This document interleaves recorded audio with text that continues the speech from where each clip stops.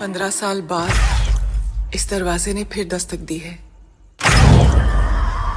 इसके पीछे कोई साधारण आत्मा नहीं है, काला जादू करने वाली मंजुलिका है। আমি যে তোমার শুধু যে তোমার। आदित्य और मेघना की शादी को अभी एक ही साल बीता था। वो लोग पहली बार एक साथ रोड ट्रिप पर निकले थे और इसी के चलते वो बहुत एक्साइटेड थे।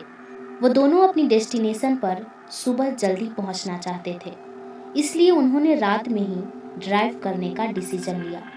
लगभग आधा रास्ता कवर करने के बाद अचानक से आसमान में घने बादल छाने लगे और जोरों से बिजली कड़कने लगी। इससे पहले कि वो दोनों कुछ सोच पाते, वही काले बादल भयानक तरीके से बरसना शुरू हो गए। कुछ ही पलों में एक भयंकर तूफान आ गया और आदित्य को गाड़ी चलाने में भी ज़्यादा दिक्कत होने लगी। बारिश इतनी तेज थी कि आदित्य आगे कुछ देख ही नहीं पा रहा था। उसने गाड़ी रोड के साइड में लगा दिया।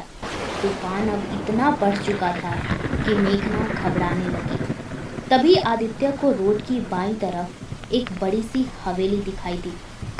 वो वहां जाना तो नहीं चाहता था, पर तूफान के रुकने के कोई आसार नहीं लग रहे थे और रोड पर रुके रहना उसे सेफ नहीं लग रहा था।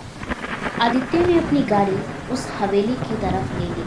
वो हवेली बहुत ही बड़ी और खूबसूरत थी। गाड़ी से उतरकर उन्होंने हवेली का बड़ा सा दरवाज़ा खटखटाया, पर किसी ने भी दरवाज़ा नहीं खोला।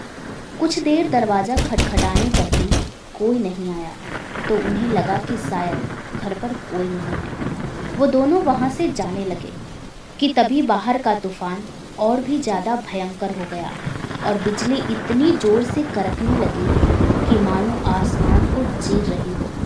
आदित्य ने अब बिना कुछ सोचे समझे हवेली के कोने में लगा शीशा पत्थर से तोड़ दिया और खिड़की खोलकर और मेघना को लेकर अंदर कूद गया। हवेली के उस कमरे में बहुत अंधेरा था। आदित्य उस कमरे की लाइट जलाने की कोशिश कर रहा था, लेकिन शायद उस कमरे में बिजली नहीं थी। मेघना उस कमरे को अपने मोबाइल टॉर्च की लाइट में एक्सप्लोर करने लगी। उस कमरे के एक कोने में एक बक्सा पड़ा था, जिसके ऊपर कुछ कैंडल्स रखी थी। मेघना ने वो कैंडल्स आदित्य को दी और खुद को उस बक्से को खोलकर देखने लगी। उस बक्से के अंदर ढेर सारे कपड़े, पायल, घुंघरू और श्रृंगार का सामान रखा था। ऐसा लग रहा था कि जैसे वो कमरा और सामान किसी रानी का हो। इतने में आदित्य ने कैंडल्स जला दी और कमरे में रोशनी आ गई।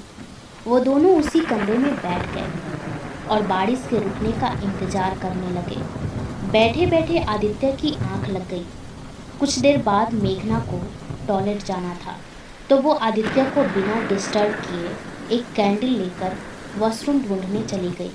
आदित्य वहीं बैठा बैठा सो चुका था, लेकिन अचानक उसे घुंघरू की आवाज़ आई, जिसे उसकी नींद टूट गई। उसे ऐसा लगा कि जैसे कोई औरत घुंघरू पहने उसके पीछे से गुजरी। आदित्य अचानक से मुड़ा, पर उसके पीछे कोई नहीं था। कमरे में मेघना को ना पाकर वो थोड़ा घबरा गया और उस कमरे से बाहर निकलकर हवेली में मेघना को ढूंढने लगा। तभी वो घुंघरू की आवाज़ और तेज हो गई।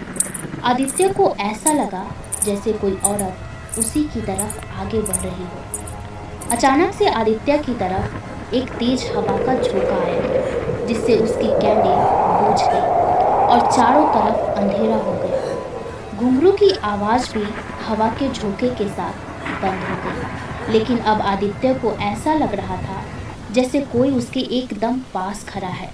तभी जोरों से बिजली कड़की और उस बिजली की चमक में उसने जो देखा, उसे देखकर उसके रोंगटे खड़े हो गए। उसके ठीक सामने एक भयानक चुड़ैल खड़ी थी। वो आदित्य को देखते ही उसके ऊपर जोर से चिल्लाई और उस कॉरिडोर में लगे कांच चकनाचूर हो गए। आदित्य घबरा उठा और वहां से उल्टे कदम भागा। भागते भागते वो उसी कमरे में वापस आ गया, लेकिन जब वो कमरे में आया तो उसकी रूह कांप उठी। मेघना का शरीर हवा में था और उसका चेहरा बिल्कुल बदल चुका था। उसके माथे पर एक लाल रंग का टीका था और उसके बाल और आंखों का काजल बिखरा हुआ था।